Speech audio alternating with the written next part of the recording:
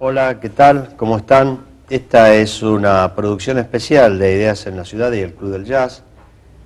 Tenemos la visita de nada más ni nada menos que de Raúl Barbosa y Chango Espaciú, dos músicos talentosísimos de nuestro país que han recorrido el mundo. Son dos músicos que se han destacado en el folclore argentino y particularmente en el chamamé, aunque después vamos a llegar a la conclusión que además de chamamé han hecho otra música. ¿Qué tal Raúl Barbosa? ¿Qué tal Chango Espaciú? ¿Cómo están? Muy bien, Muy bien. muy bien. Los está tratando bien, Venado Tuerto. Sí. Como siempre. Como La primera siempre. pregunta que a mí se me ocurrió hacer, fui a Wikipedia, a la enciclopedia virtual que tenemos, que era el chamamé.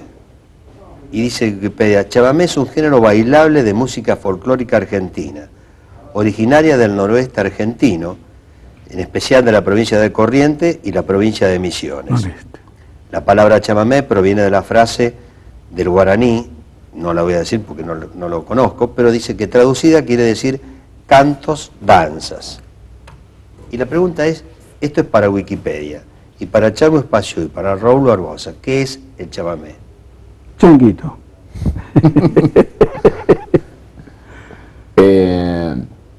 Hay un filósofo alemán que dice, de lo que no se puede hablar, mejor guardar silencio. Entonces, de lo que podemos hablar de la música es muy poco, y el chamamé es la expresión sonora de toda una región del país, no solamente la expresión sonora del paisaje, sino de los hombres dentro de ese contexto, y de sus oficios y su manera de transitar la vida. Entonces, ese sonido por ahí nosotros podemos llamar chamamé, en donde en ese color sonoro convergen un montón de cosas a lo largo de la historia.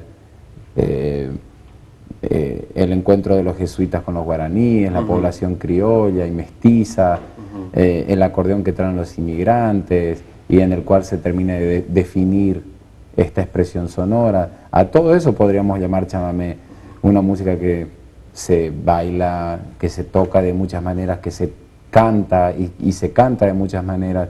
Y no es solamente Corrientes o Misiones, sino todas las provincias del Nordeste, y que cada uno en función de su diversidad se expresa a través de este lenguaje con su matiz y con su rostro, si se puede decir.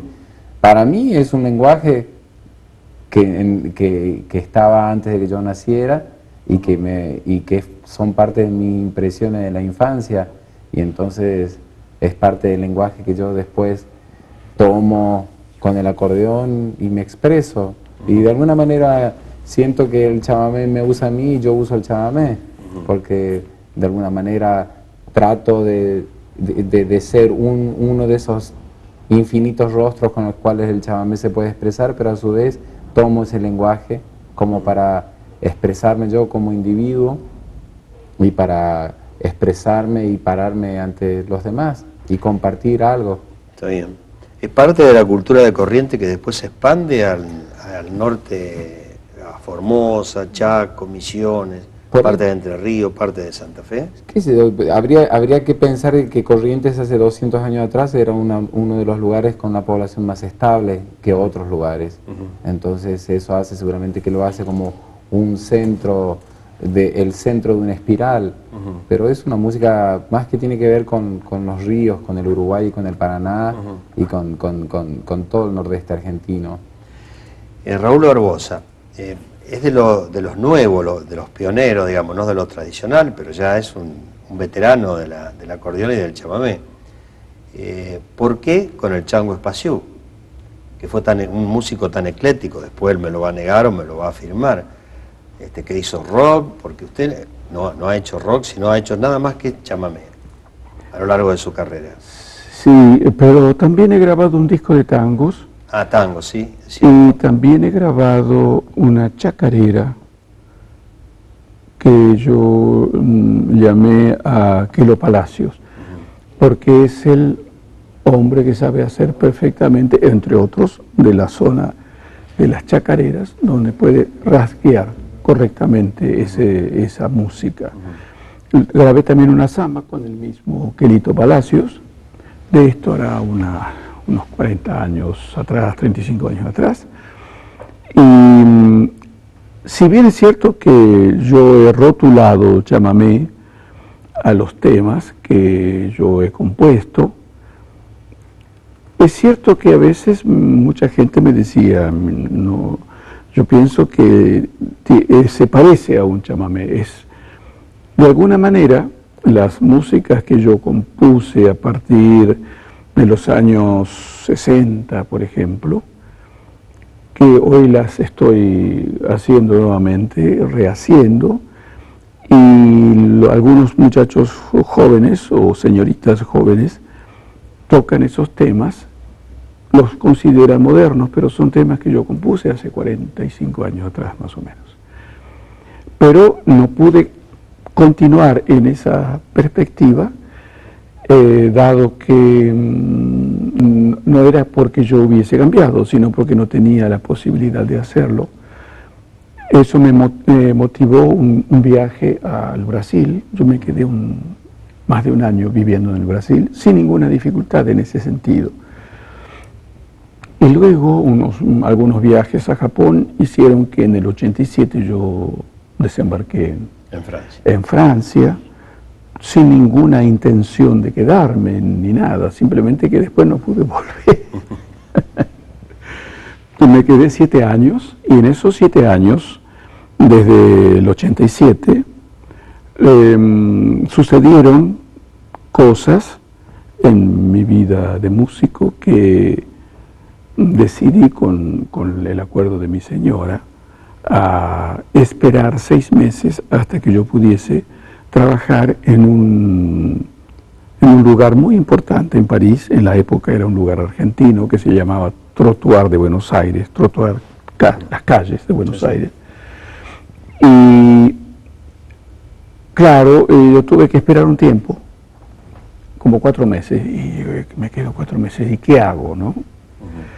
Entonces comencé a intentar hacerme conocer, me presentaba en los lugares donde yo podía ir y hablar, porque yo no hablaba francés, pero los lugares hispánicos, donde yo podía expresarme en castellano, no aceptaban la música que yo tocaba, porque era más bien la música afrocubana la que estaba en boga en ese momento, por los bailes y todo eso.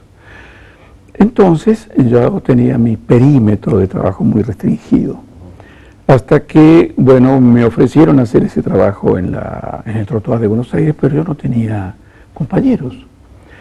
En fin, han pasado una serie de cosas en mi vida de músico, que para mí son todas positivas, no hay nada negativo.